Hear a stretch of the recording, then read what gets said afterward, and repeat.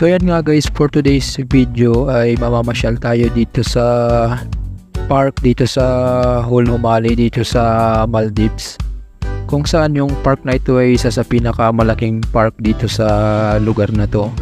So bali minsan dito ginaganap yung mga event, like merong mga live bands, kung ano pang mga okasyon, so dito siya ginaganap. So bali ngayon guys, mapapansin nyo ay maraming tao gawa ng nagsiselebrate sila ng Eid Mubarak.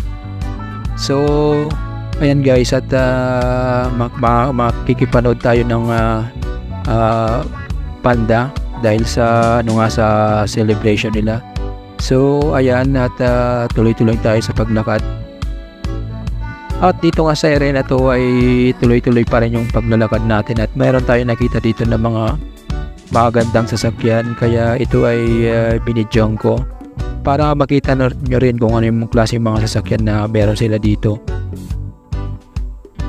At so ayan nga guys, ay meron tayong mga nakikitang mga sports car dito. Yan, mayroong puti, may dilaw, may itim. So halo-halo lang yung mga sasakyan dito na maganda ng mga sports car. So ayan, at tuloy-tuloy lang tayo sa paglalakad. So ayan, at ayan, nakikita natin yung mga sasakyan na yan, at ang gaganda. So ayan, at nang diretso pa tayo sa paglalakad ay meron naman tayong mga nakitang motor. So ayan, ang dami ding mga motor dito sa lugar na to. So ayan, at tuloy-tuloy na tayo sa paglalakad, at pupunta tayo doon sa mismong pinaka-stage ng park, kung saan doon ginaganap yung concert, yung mga banda, live band. So ayan, at nasa kalagitnaan na nga tayo ng park, at talagang malawak yung park na to. Kahit saan ka tumingin ay talagang maraming tao. Ayan, marami rin dito mga tambayan. So ayan, mga laruan ng mga bata.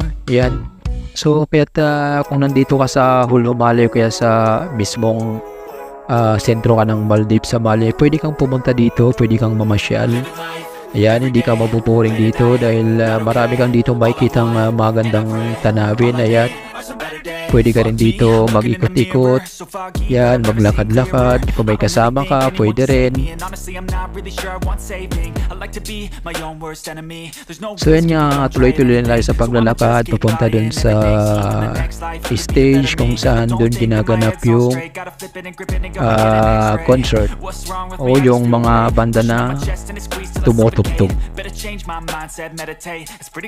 At tayo na nga guys, at nakarating na tayo dito sa malapit sa stage kung saan ginaganap yung mga banda na tumutugtog.